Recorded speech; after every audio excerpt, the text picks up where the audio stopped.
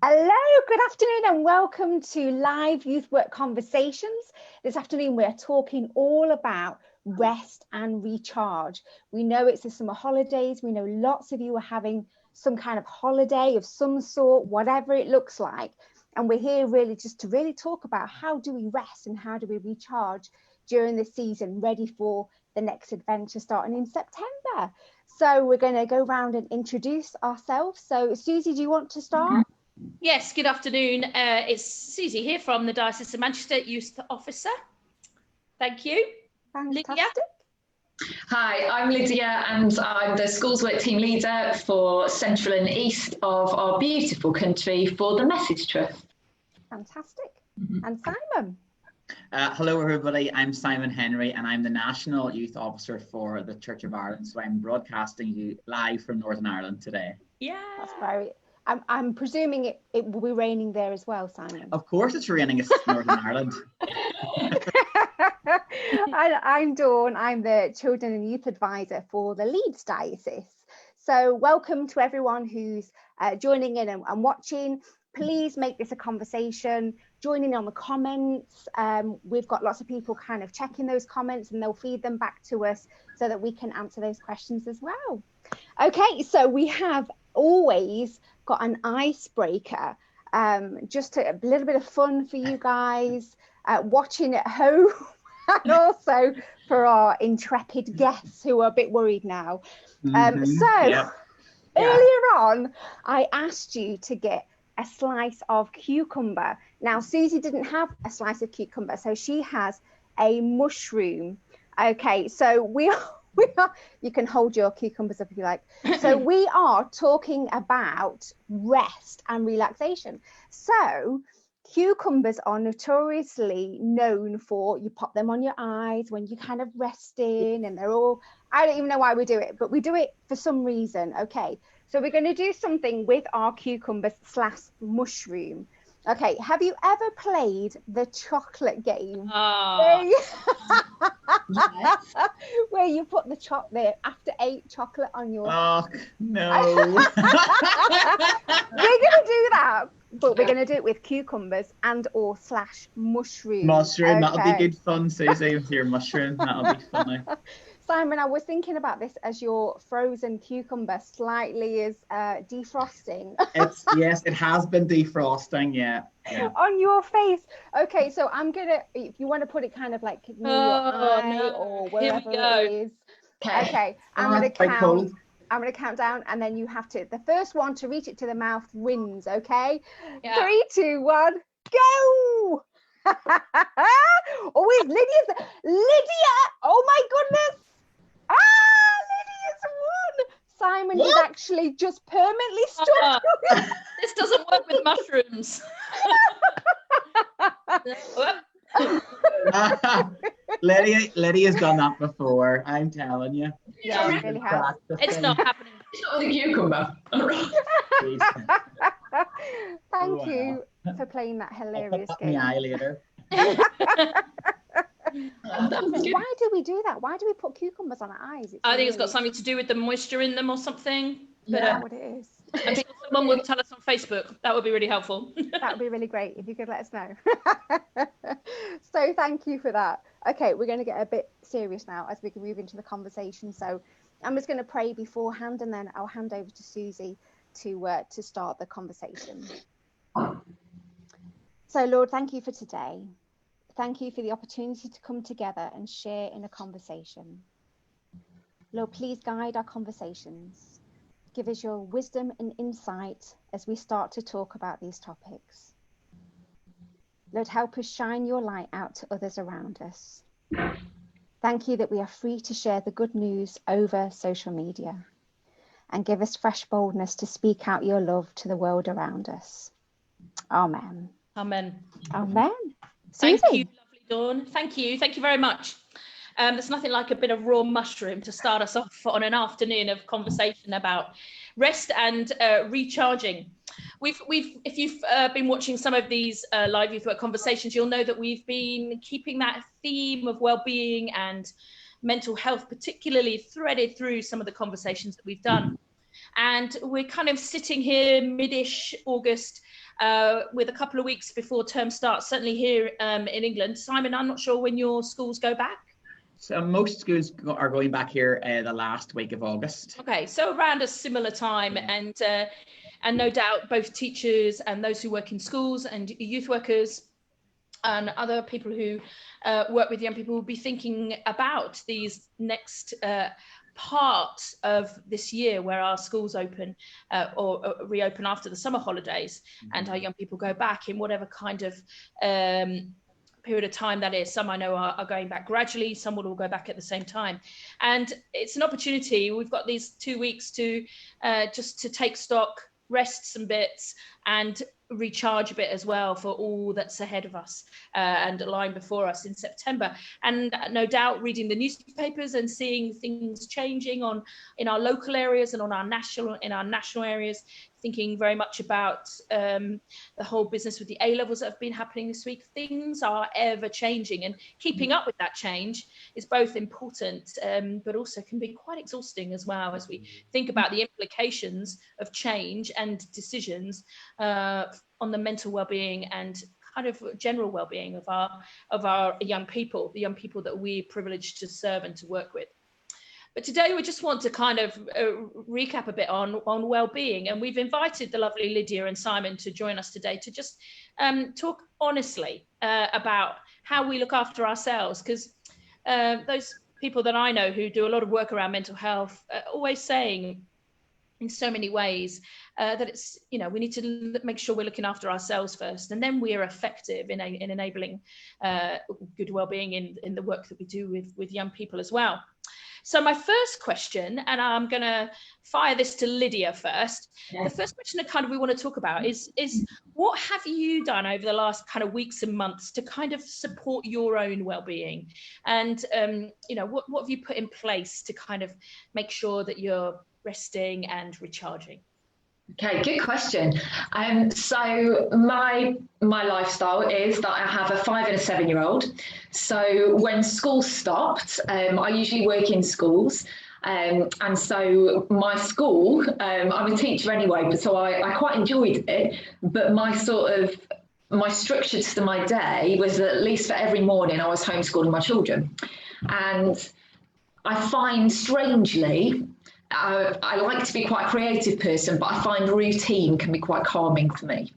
I know that's not the same for everybody, but for me, I like to have a bit of purpose in my day, and it helps me to kind of know what's coming up, and then I try and build in rest time. I'm learning the hard way. I will be hands up and say that I know self-care is very important. I can be sometimes an anxious person, so I'm very aware, Susie, of everything you said, the importance of sort of looking after your mental, your overall well-being. It definitely has an effect on our physical, and then for those that we interact with. So I've tried to build in rest time where I could. When my children are awake, I am on duty. So for me, I've tried to create space in my evening times.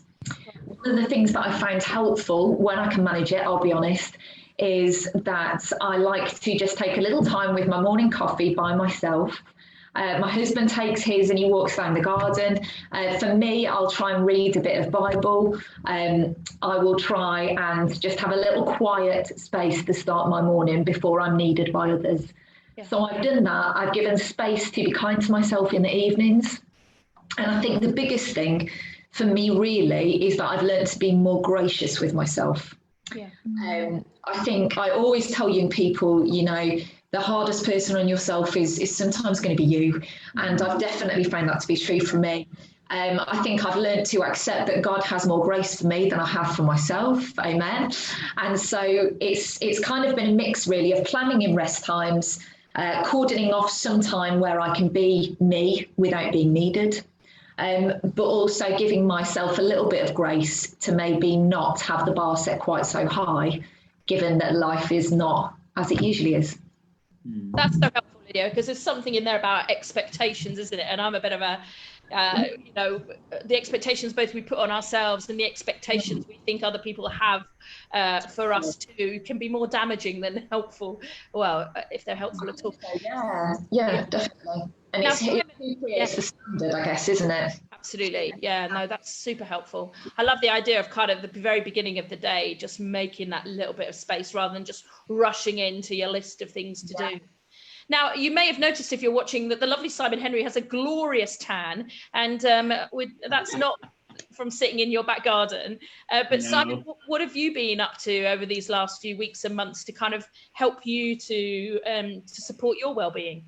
Yeah, well, I've just actually come back from Spain where I was for 2 weeks. So I'm in quarantine here in my house now at the minute because I'm a law-abiding citizen. You are. So that definitely was part of my relaxation and resting. So I'm quite different from Lydia. I live alone. I'm single. I have a house by myself. And that was very strange for me then working from home when lockdown started. But I am somebody who, similar to Lydia, likes routine. So I realized that for me to be the most effective person I can be for myself and for work was to make sure that I was getting up in the morning at the right time as I would usually drive to the office and making sure, I guess, even for me in my head, putting like a shirt on, for me, that's a thing. So I was like, right, I'm lucky to have a spare room where I can have my office. You can see my lovely banner here. Beautiful. So for me, I'm going to work by going into my spare room here and doing that. But also having the flexibility to stop for a cup of tea. And again, because the weather was so wonderful during the initial months of lockdown, I would have sat on my front doorstep of morning when the sun was shining there, reading, listening to a wee bit of radio too, before work started. Again, great. And then for me, a big part of that, and everybody is very different for this, but it's physical exercise. So for me, I was walking twice a day during that lockdown. I think you already I was walking twice a day. I was also doing some home workouts in the garden through my had like Zoom workouts and things. So for me, that was my way of like switching off the work and getting outside and doing that. And obviously because the weather was great. Great. Beneficial. Brilliant. So I and sympathy to Lydia. I mean, I do not have kids wanting my attention all the time around the house. I take my hat off to any parent and lots of my friends who are parents out there who had kids during lockdown. Sure. I mean, you all deserve an Oscar. Yeah.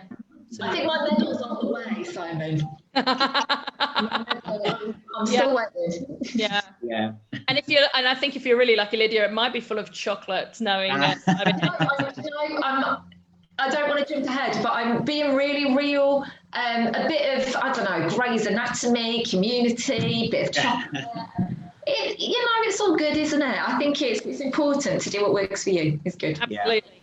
Now, lovely Dawn, what have you been up to over the other side of the Pennines? What have you been doing to kind of put in place to support your well-being? Well, mine's actually a mix between both Lydia's and Simon's. So I'm, most of you know, I'm a solo parent. So my kids are a lot older than Lydia's. So mine are 16, 14 and 12. So they can practically manage on their own, kind of. But actually routine is really important. So my middle child is slightly on the autistic spectrum. So for him, routine is so important. And actually not being able to go to school has been quite detrimental for him. So establishing some kind of routine has actually been good, not only for his mental health, but for mine as well, so that I can kind of get on with my own work. So like Lydia, my day very much starts with a bit of a quiet time. We'll probably talk about this later, but YouVersion, the Bible app, actually has kind of like an Insta story almost. Takes you about 5 minutes to go through, so literally as little as 5 minutes. Cup of coffee, I have to start with a cup, otherwise I'm like an angry mum. I have to. And then definitely.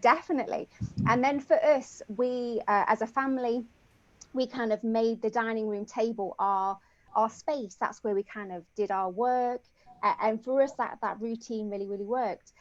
Weirdly, now school has kind of finished for the summer, I have an office And like Simon, it's been great just to be able to come to a place to say, okay, now I'm at work. I work from such a time to such a time, and then that's it. Then I switch off. Yeah. So it's almost kind of comment. I can't even say it.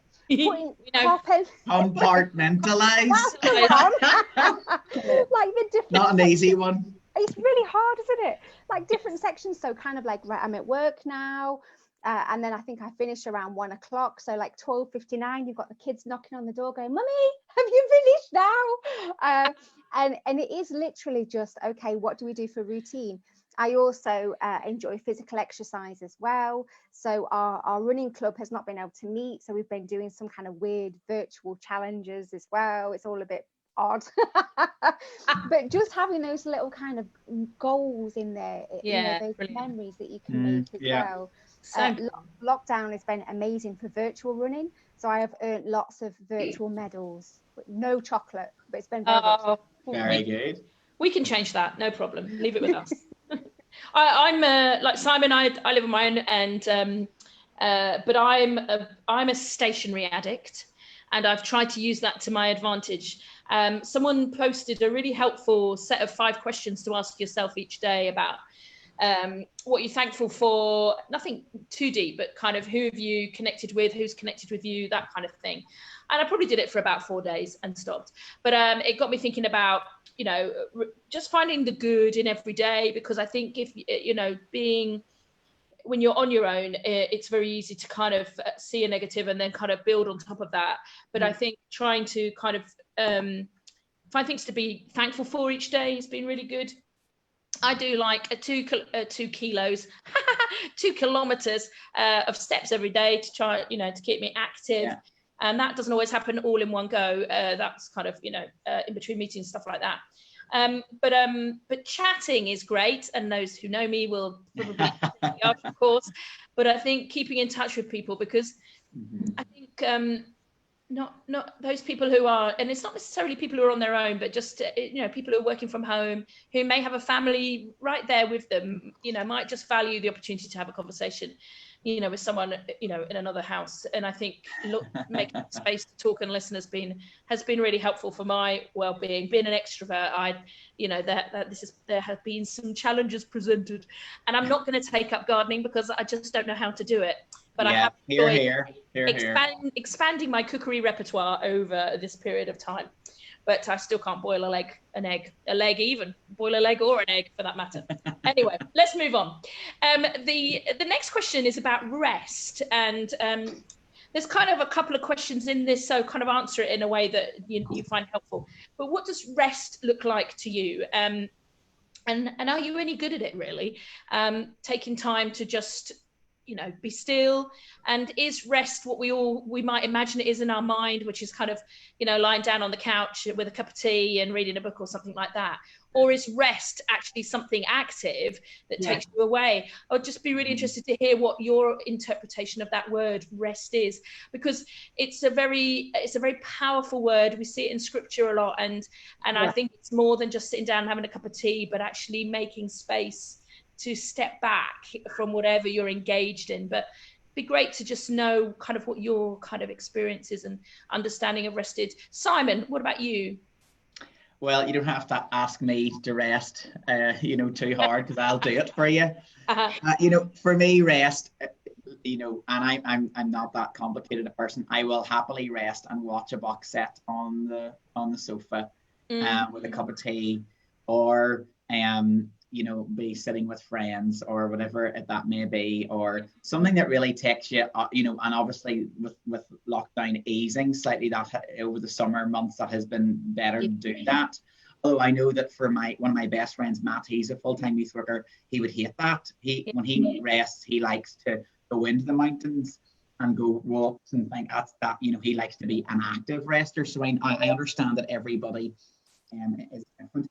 For me, rest is something that takes you out of your work, that you don't have to think about anything else. And I think it's really important sometimes not to be thinking about anything. It's okay, and it's okay to do that as well.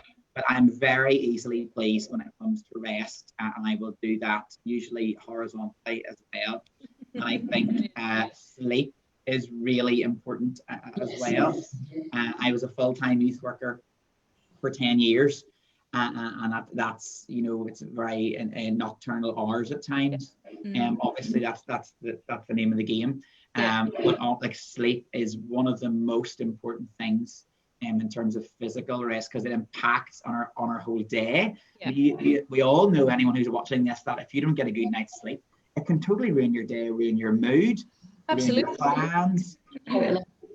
So sleep is really, really important. Thank you. That's brilliant. I think that's absolutely right. When you lose your mojo, it can often be down to the fact that you haven't not getting enough sleep. There's a lot of good stuff written about it that I've read recently about just making sure you're not looking at your screens before you go to bed and all that stuff, which I'm yet to put it into very serious practice, but it's a very good thing not to do. Lydia, what are your thoughts on rest? I think I was really interested, Simon, in what you were saying about different people resting in different ways. I, like Susie, would probably class myself as an extrovert, but I've become less so, I think, in lockdown. I think we've all adjusted, haven't we, in different ways.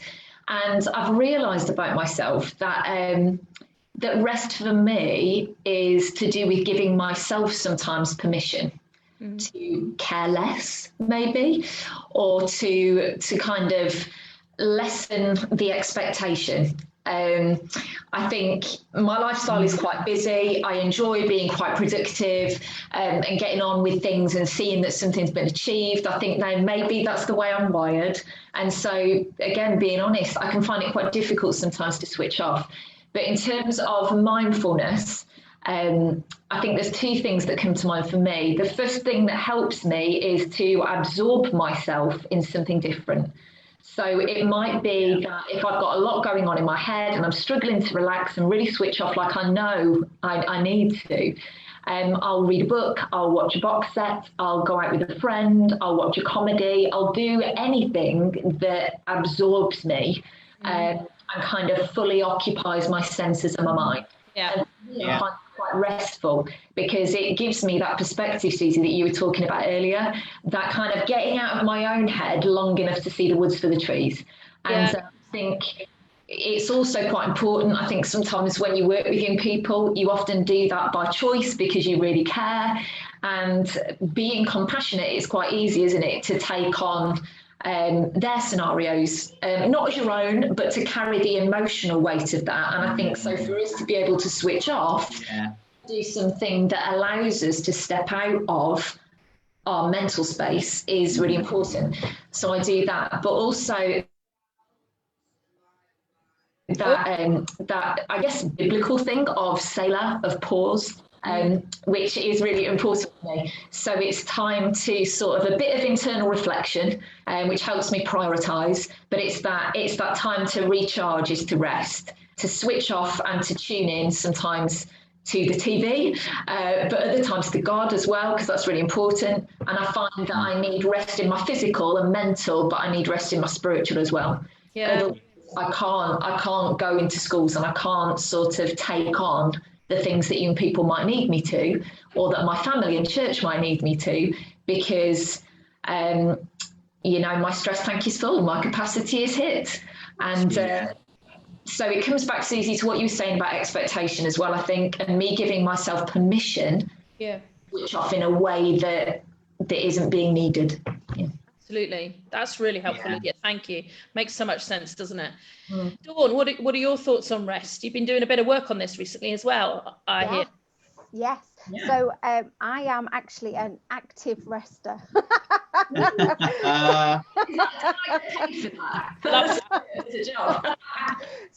So rest for me is definitely not horizontal, although I do agree that we do need to sleep. So I like the holiday time because I like that I don't have to set an alarm and my body can wake me up, which is quite nice. That's my body rather than the children, because my children are older now. Sorry, Lydia, you'll get there. So, but I'm also a little bit of a workaholic. So for me, to rest is actually sometimes quite painful, to be able to turn the computer off and not check your emails and not go, I'll just before I get back, I'll just check and make sure. So sometimes it can be quite a painful thing to rest. I know that sounds weird, but so I've just come back from 2 weeks annual leave, and I did manage to switch off, whoop whoop, for 2 weeks. So I did not turn the computer on, which was great. However, we had 2 weeks of absolute manic adventure plan. We had biking, beaches, mountain climbing, you name it, we've packed it in. However, God had different plans. So on week 2, I got a really bad knee injury, like properly bad. Couldn't bend my leg, couldn't walk, I could drive, weirdly, but couldn't do anything else. So all this kind of mountain stuff and bike, couldn't do any of it. Oh. So I sulked. But God actually kind of really spoke to me through it, and said, you know, it's okay to sometimes be on your backside watching a bit of Netflix. This Is Us is amazing, by the way. It's on my list. Love it. On my watch list. It was amazing. Both Simon and Lydia's faces reacted almost instantaneously. Watching a man eat ice cream like Jack Pearson. Honestly. Oh God. So you must watch it. But it is true, you know, rest does look different, and it's okay to be outside our comfort zones and go, okay, we're going to try this. And actually, I really did feel rested just sitting down watching TV for a couple of days. Yeah, brilliant. Yeah. If you could see my dining room table at the moment, and it's a good job you can't, because I like to give the view that it's a very serene kind of environment that I'm sitting in, but I'm surrounded by all kinds of nonsense on my table because I love kind of creative stuff, and I've made loads of kind of nonsense like mail and sent it to people, the ridiculous things that people have received through the post, like extra large sunglasses and stickers that say kapow. But I found that actually that when you do what you love doing, there's something very restful about it as well. Which I think is why, and we'll come to the question in a second about why, because we love what we do in terms of our work with young people and in our work with churches and youth workers in the places that we work and teachers. That kind of hard line between work and rest can often, you know, be a little bit blurred. But for me, I've enjoyed kind of the creative side of, you know, sitting at the table and, you know, making envelopes of nonsense and sending them to my unassuming work colleagues, making silly videos out of Adventure Time Lego characters, which Simon has seen, and he's still my friend, so that's good news. Yes, I have. But I think you've got to find what you love and do what you love, because that's what gives you that joy. And I think we're not necessarily sitting down and, you know, I think there is a time and a place for Netflix and chilling out and just being still physically, but I think you do too much. For me, if I do too much of that, I then start to get frustrated with myself because I haven't used the time really well. And I think, oh yeah, there's a Hoover, and now, you know, that hasn't seen an electric socket for a week. So it's about balancing, you know, what brings you joy and what fills you up, but also making space to just, you know, be, you know. So just picking up on that, and just a question that's come from the Facebook live stream is how do we kind of decide what is good, you know, looking after ourselves, and what is not good looking after ourselves? I have not said that as eloquently as my lovely friend Graham Big, who is asking the questions, put it. But who kind of who is the good arbiter? Maybe there's people in our lives. Maybe that's something, you know, that we have people in our lives that we're really close to who can hold us accountable for our well-being. And I think that could be a really good thing. The friends who say to me, Susie, because they know me so well, I think you're completely exhausted, or you sound like you're really low, or, you know, have you had 16 curly whirlies today because you're a little bit hyper? But who is a kind of good arbiter? It's a great word, Graham, thank you, of what is healthy self-care rather than what is unhealthy self-care, you know, and thinking about other people in our lives that help us, you know, to look after ourselves better, when sometimes we get to a point where we're so tired we haven't got the foggiest idea what to do. It's a really good question. Any little thoughts on that before we move? I think anything outside of work that is going to physically or mentally drain you is not rest, even though it's obviously external from your working life. So even if it's things that you might enjoy. Yes. You know, if they still physically and mentally drain you, either or, I don't think that's a healthy way of resting, whether you view it as rest or not. If they're gonna leave you empty, and then you come back to work or whatever type of, you know, situation that you know, employment wise, that you're coming back to, and you're not in that place, whether mentally, spiritually, physically, to give again, then you need to maybe be thinking, right, I need to adjust this, you know, whatever this rest is for me. It's literally thinking, isn't it, about little buckets. So you've kind of got your body, mind, and your soul and your spirit, and what fills up those buckets, because work empties them terribly, like drastically. So what can help fill those up? And it is, you are right, Susie, it is really important to have those people in your life that go, hang on a minute, you look dreadful. As hard as that is to hear. Very important. Definitely. I think it was about maybe week 5 or 6, my eldest son came to me and went, Mum, you're working too much. And I was like, oh my goodness, yeah, probably am. I was like doing a lot of hours. But actually it is important to have those people that you trust to be able to speak into your life and go, just stop. Let's just stop and see where you're at. And then thinking, okay, what can I do to literally have that kind of that time to be able to fill up those buckets again. Yeah. I love those kind of people, because they do it because they love you. And I think, you know, it's really good. And that, you know, we are able to, you know, be that support for other people. I think it's, So the next question is, and I tried to kind of reduce this question into a very succinct line, but failed dramatically. But as we kind of approach September, we've got a couple of weeks to go, and, you know, folks may still be taking some holiday before then. And for me, I'll take it from my perspective, when I'm away and having like a holiday or something, or a little break or something, I find it very hard to completely switch off from work, but not necessarily think about the little kind of, you know, day-to-day detail of work. But sometimes when I've relaxed enough and done lots of creative things, and, you know, gone for a walk on the beach and chatted with people I know, random strangers, anybody, and, you know, done all the things that I love to do, is there a kind of, I think, is there something that says actually it's okay to kind of do a bit of stepping back and looking at our work and our ministry and doing a bit of kind of blue sky thinking, or is that work rest balance, the line between that, really important to have in place, and we shouldn't be kind of thinking about our work and what we do? That's my question in a very long sentence, question mark. Simon, what are your thoughts on that? Okay. I'm a big believer in separating things like that.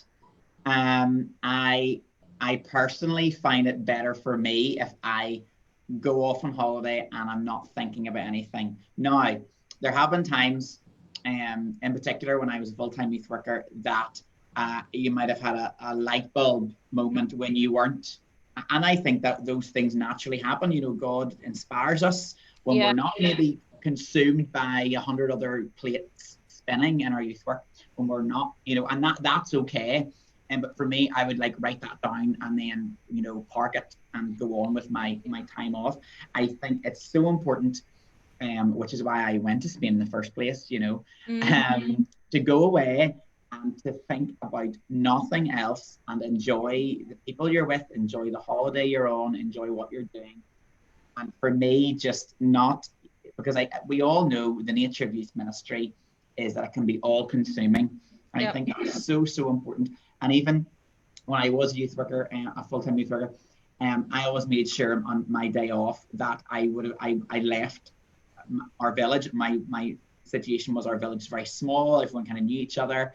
So I made sure I left the village on my day off and went and seen friends who live in other places.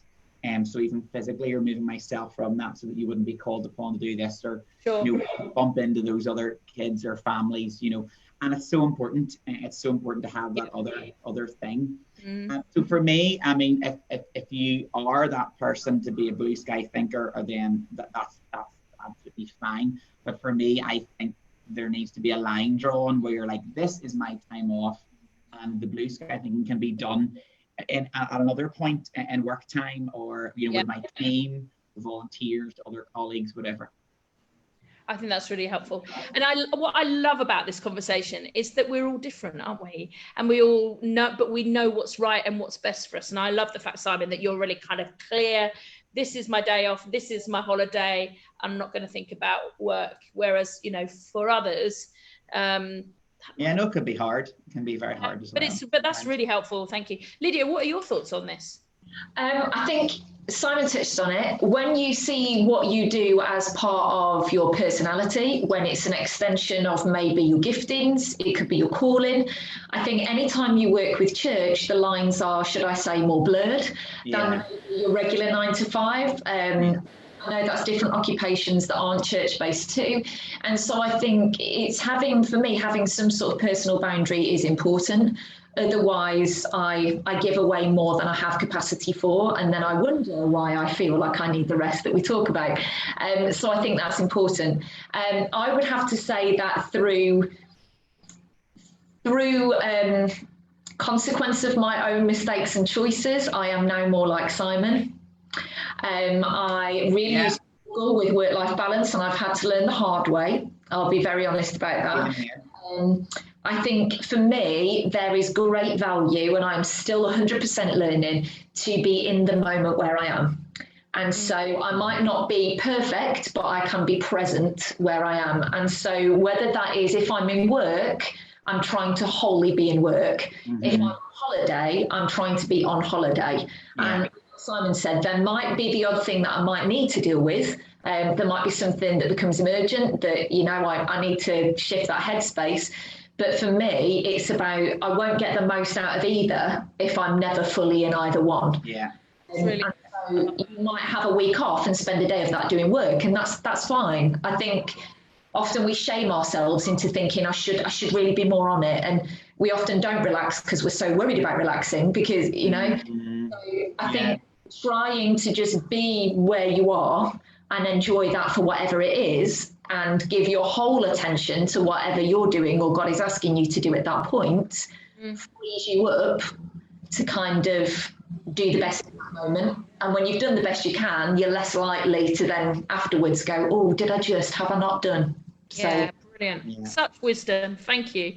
What wise folks. Magnificent. Dawn, any thoughts on that line? I wish I was that wise. Yeah, same here, I'm a definite I'm a definite blue sky thinker, but I think that's because my world allows me to be that way. So I am definitely called to be in the job that I'm in. This is definitely a calling, and rather than a 9 to 5, which I think we probably all feel like that as well. However, we go camping a lot as a family. And when the kids were really little, they demanded all of my attention. So I had to be on holiday. That was it. But now they're all older. And so we'll get to the evening, I've fed them, and they'll kind of like, right, Mum, we're off now. And I'll be like, oh no. Okay, well, now I have time. So I end up opening my Bible, having a lot more time with God. And when you do have a lot more time, I have a lot more time to listen. And God often drops things in my heart that I'm just like, oh my goodness, I must, and I will write them down and pray about them. So I don't specifically check my emails or anything like that, but I am very much a blue sky thinker, only because I have the time that my world allows me to be able to go. Yeah, that's right.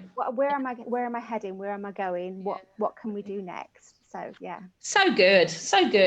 On the comments, the lovely Craig Abbott, who's a vicar in Lancaster, afternoon to you, sir, has put this brilliant quote from Eugene Peterson up on the comments, which kind of reflects on busyness, and I think that's a really good point, because sometimes our need to rest comes as a result of kind of doing too much, and I know that's kind of inevitable and obvious, but let me read it to you. It says, Eugene Peterson says that we're over busy for 2 reasons. 1, because we're lazy and content to let others set our agenda, or 2, because we are vain and think we are indispensable. Whew, very important words. It's on, exactly, Lydia. Yeah, Lydia. See you, folks. Okay, we're just if this was a flight, the the air stewardesses would be beginning to clear your tables now. So we've got one other question, and it's a practical question. Yeah. And I'm going to ask you, we're going to rotate this, so I'm not going to ask you to do all 5 each person. I want 5 tips, and I include myself in this, of resources, ideas, tips for how we can rest and recharge. It'd be great if we can get 20 out, but I have a sneaking suspicion that there may be some duplicates, given the wisdom around this particular end of my screen, which includes you, Dawn, and Lydia and Simon. But I'd love to know kind of what kind of ideas that you have. So I'll kick it off to give you just another couple of seconds to think of what you might like to say. I've become completely addicted to parks and recreation. It's the funniest thing ever, and I completely love it. If there are folks out there who've watched Parks and Rec, the wisdom of Ron Swanson is just glorious. Not a patch on, obviously, scripture, but and it's created a lot of time for me to laugh, and I think laughter can be enormously helpful in our rest and also in our recharging as well, creating space to be entertained. Dawn. Okay, well, obviously mine's going to be physical movement. So I have 2 amazing kind of apps. One is called Down Dog. Amazing. I think it's free at the moment. You can do yoga, Pilates, like all kind manners of sweating, HIIT, all sorts, and Strava. If it's not on Strava, it never actually happened. Yes. That's amazing. Right, Simon, come on, let's hear your first tip. Okay, so I was doing this earlier on. Apart from we've touched on it earlier on. Apart from what I would call a daily diversion, which is obviously taking time with God every day.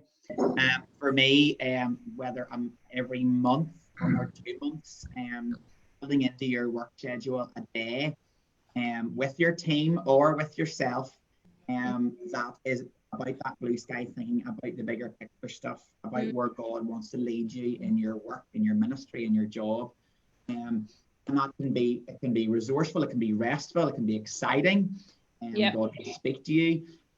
But I know for me and for my team, we've went up to the North Coast in Northern Ireland, which is a beautiful part of the world, and spend time together, spend time praying, planning, the big sheets of paper and Sharpies and all that.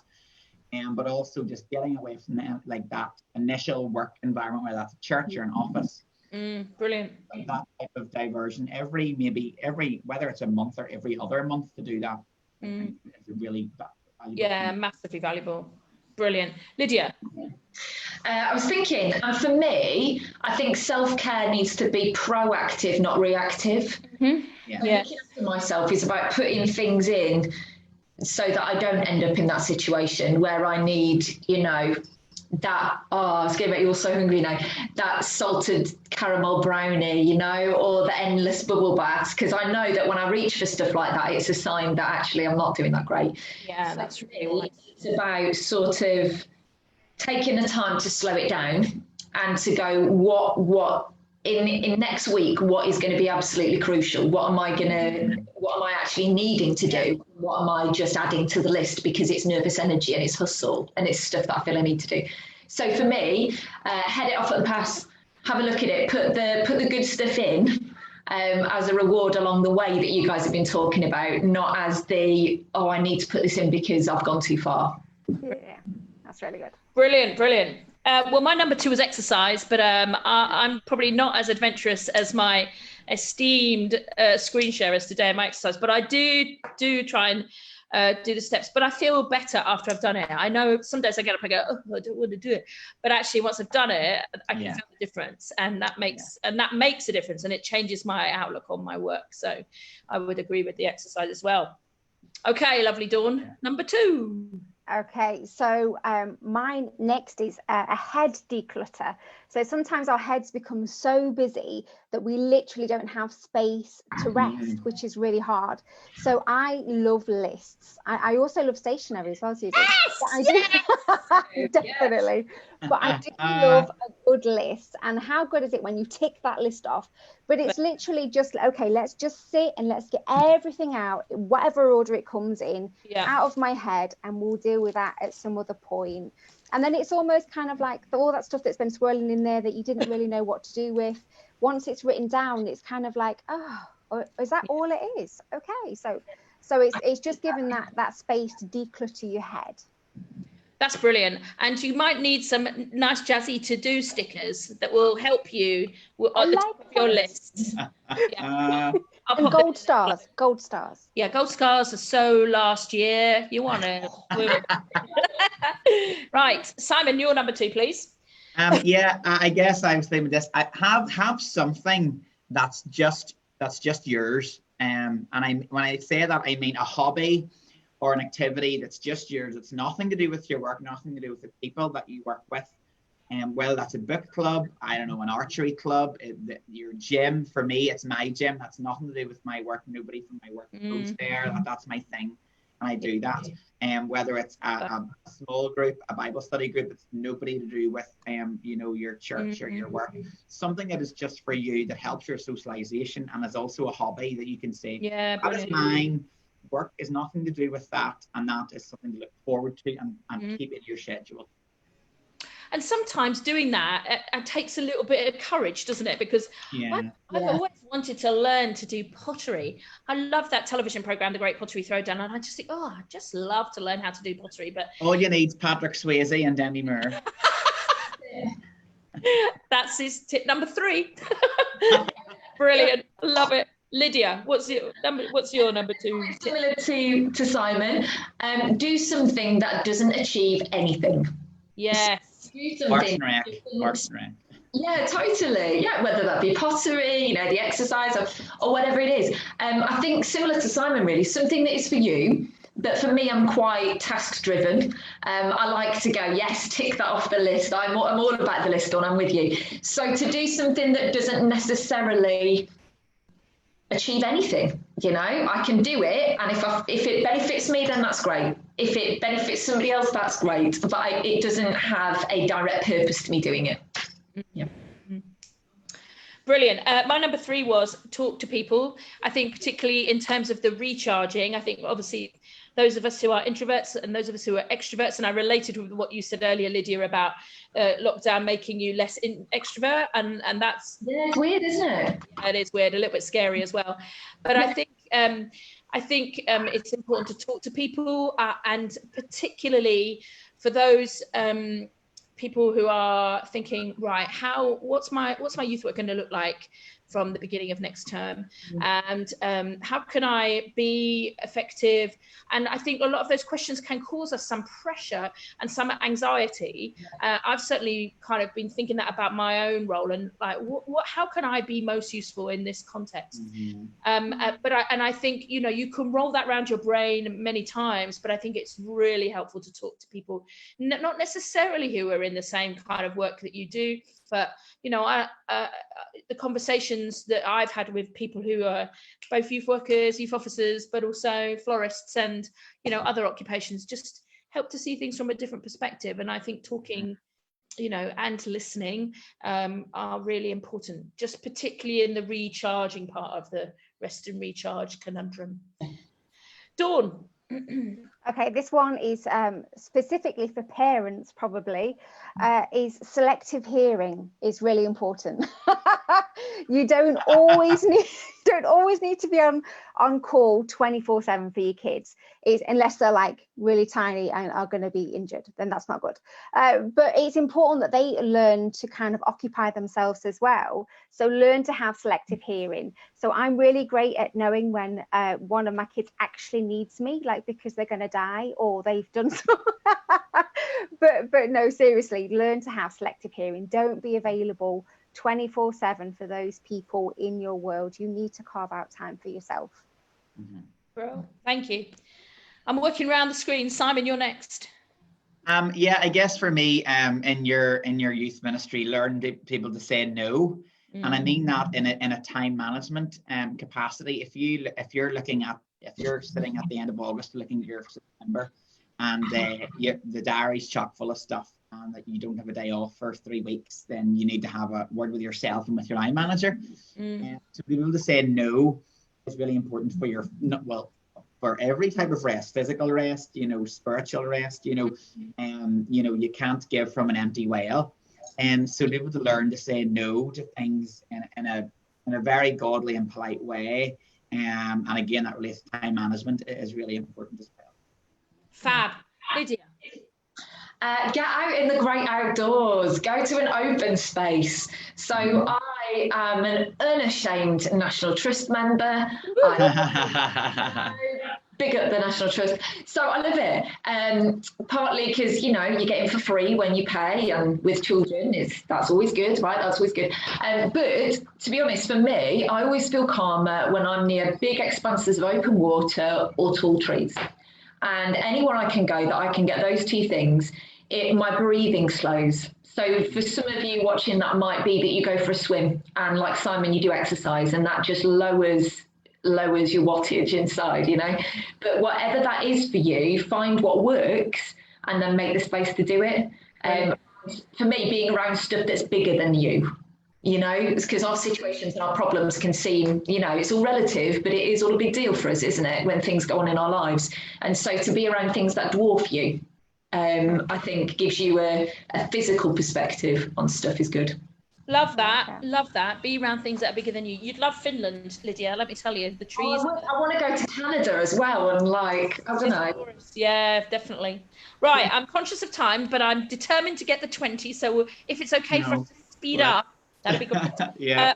My number 4 is it's helpful for me, but writing stuff down, and I don't mean that in just kind of like, oh, my passion for stationery, but I've created like stuff to write down every day that I keep track of, and I find that massively helpful, because actually when you look back at it, you see where you've come from. It's, you know, one of those kind of mountain experiences, but in a stationary capacity. But I think there's something really helpful and cathartic around writing stuff down, or typing it in, or drawing it, or doing it in whatever kind of format you find really helpful. Dawn. So I like mental relaxation could be through reading. So Bob Goff's new book is amazing. I can't remember what it's called, Lydia. Dream Big. Dream Big. Dream Big. It's amazing. But I also love singing. So I have a karaoke app. Yes. Sing on karaoke. She tells us this at 5 to 2. How disappointing. Brilliant. Thank you very much, Dawn. Simon, quickly, number 4. I would say surround yourself with people who like to have fun. Yes. With fun people who make you laugh, who relax you, who just you can go off and just be silly with, because life is, Susie, you're one of those people who always... Well, you're one of mine as well. Boom. People who put a smile on your face, people who want the best for you, obviously, but people who you know, well, they're good. They're, as we say in Ireland here, good crack. They're a good crack to be around, and they will make me smile and laugh and relax and forget about the woes or worries or concerns. Fantastic. Thank you, Simon. Lydia. Find somebody or some people that you can be accountable to, and then do it. Brilliant. I, having had days of nothing, I had 3 different things, this being a lovely one of them actually today, that was sort of almost back to back, and I could feel myself going, oh my goodness, what am I going to do? You know, I've had months of nothing. And, you know, find your people and do it. So I messaged a really good friend of mine and just said, actually, can you just throw a prayer up for me today that I do it okay, you know, that I don't sort of have a moment. So yes, yeah, that's it. Brilliant. My last one is, and this word has been so important to me all through this year, is to hold on tightly to God's promises, because I think when everything else is changing and when everything else is different and all of that kind of stuff, remembering God is constant and God is faithful, and those promises never change, even though we find ourselves in this really, I'm not going to use that word that begins with "un" and ends in "precedented," but in these really weird times, to really hold fast in your rest, but also in your recharging and in your kind of renewing of your work that you go into in September. Amen, God. sister. Yeah, definitely. Yeah, mine definitely is in tangent with that, really. Mine's about spiritual recharge. It's also important to kind of look back, spend time looking back and seeing all the things that God has done and held you through, whether that's through photos, memories, that kind of thing, journals. Just kind of find 5 minutes each day, a minimum of 5 minutes, where you can just soak in God's word. The Psalms are brilliant, especially in this season that we're in, but just really just sit and soak in those moments of God holding you through all sorts of stuff. Yeah. Brilliant. Simon, your last one for us today, please, sir. Before I get to my last one, Dawn just talked about the Psalms there. This is a really good book. If you can see it, Tim Keller, My Rock, My Refuge. He brings you through the Psalms every year, a year of daily devotion. I can really recommend that. Yeah. So thumbs up with the Psalms. Thank you. My last one is this. Cup of tea and a wee biscuit. Yes, come on. Because we all know when things just get a little overwhelmed, or you've had a mental day and you're like, I just need a cup of tea or coffee, whatever it is. Honestly, when you switch off for even 15 minutes and sit down with a wee cup of tea, or close your office door and have a cup of tea and a wee biscuit, I honestly think tea is the best thing. One of the best things. Just gives you a chill and stop for that short period of time with a cup of tea and have a biscuit and just soak it all in for a wee minute and think about nothing. And fantastic. A cup of tea is great. Great, love it. Lydia, your last tip. Remember that we are not responsible for everything. Oh, yes. You know, ultimately the fate of the world and the goodness of it and the humanity of it doesn't depend on us, and it never really did. You know, God gave us our bit to do, but he didn't give us everything. And keeping it in perspective that actually that's his job. Amen. Absolutely. He doesn't need us to substitute for him. You know, he just needs us to look to him, doesn't he? And be like, yes. So, yeah. Brilliant. Awesome. You guys have been amazing. I've thoroughly enjoyed this. We're a tiddly widdly bit over time, but I've been writing all those tips down, so I'll type them up and put them on the Facebook page, so you can have a look at those and decide which ones work for you. I'm going to hand over to Dawn, who's going to kind of just recap for us quickly and pray. But thank you so much, Lydia and Simon and Dawn, for kind of your input today. It's been just glorious. Thank you. It has. It's been amazing. So remember, building rest looks different to every single person. So don't compare yourself to other people. Oh my goodness, I must do this, I must do that. Just do what fills you up. Sleep is really important. Look after your body, your mind and your spirit. Remember that work-life balance, and don't worry if it gets too wiggly or you want to cop, do your thing, put the line in the middle. Compartmentalize. I'm gonna learn that word.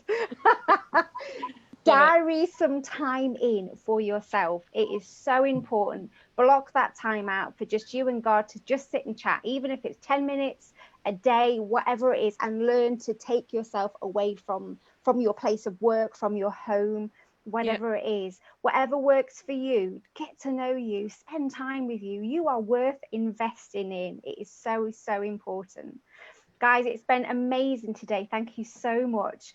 Next week, we have another kind of not live, but live youth work reflection for you to kind of sit and just watch at your own pace. And then the week after that, we do have, I think we're back on live, I think. Yes, I kind of whoop, get you ready for the next season of September start. So we're just going to end in prayer. So Lord, thank you. Thank you so much that you thought that rest was so important that you actually did it yourself. Lord, we really pray that over these next coming days and weeks that you'll speak to us about rest, that you'll help us learn what looks good for us. Lord, we thank you so much for the opportunity that we've had this afternoon to just sit and to just rest in your presence. Amen. Thank you, Dawn. Thank you for joining us, everybody, and big thanks to Lydia and Simon. And thank you for having me. We're about to go offline, so if you want to do a nice cheeky Zoom wave, but don't disappear off the Zoom chat because we'd love to chat to you afterwards. Bye, everybody. Bye. Ben Green is still awake.